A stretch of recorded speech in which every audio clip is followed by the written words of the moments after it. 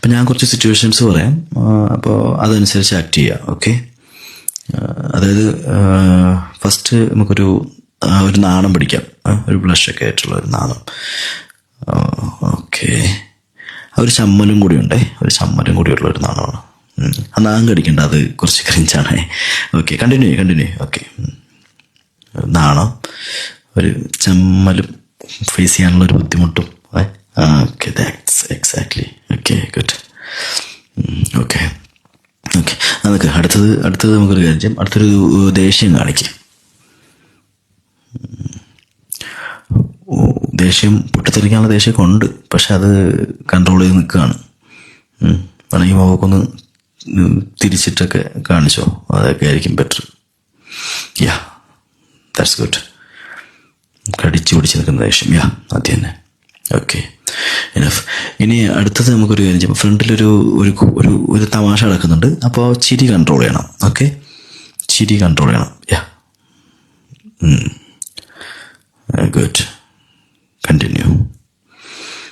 നമ്മൾ ആ ചിരി ഇങ്ങനെ പുറത്ത് ഇപ്പം ചാടും, പക്ഷെ അത് മാക്സിമം കൺട്രോൾ ചെയ്യാം. അങ്ങനെ തന്നെ. ഗുഡ്.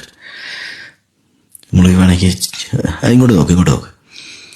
ഓക്കെ, കുഴപ്പമില്ല. ഓക്കെ, ഇനി ഒരു അത്ഭുതം. ഓക്കെ, വിശ്വസിക്കാൻ പറ്റാത്തുന്നില്ല.